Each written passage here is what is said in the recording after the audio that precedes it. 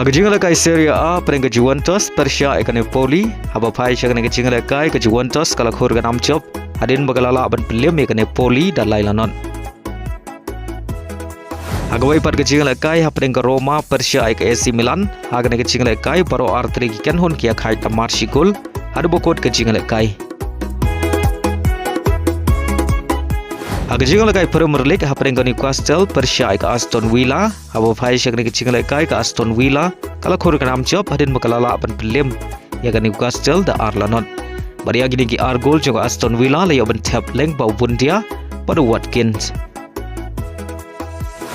Hagajing lakai ha pereng ke Chelsea Persia ikan Crystal Palace hagane ke jingle lakai ke Chelsea kala khur kan amchop hadin bagalala ban pelim ikan Crystal Palace da lai lakawai.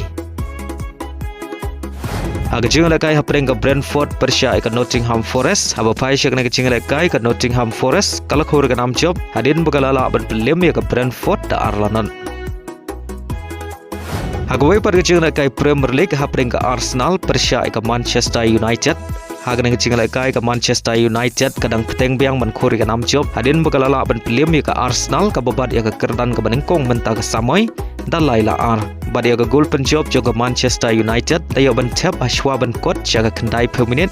kata ha minit ka prap nyau leng bau player substitute jongka ukunha bad leng bag ngi jing job ke Manchester United kala Kiew jaga Kyrdan ka basau ha kami ya ken point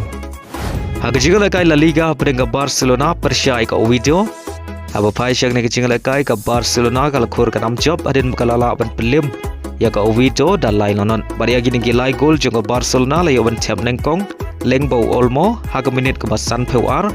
ya ga gol ka baar layo ban tap leng bau Rapinha haga minit ke basan pew nyau bari ga gol ka balai layo ban tap leng bau Yamal haga minit ke nyau pewlai baleng bagan ngi jing job ka Barcelona kala Kiew Biang syaga Kyrdan ke Nyngkong haga mi je ken point.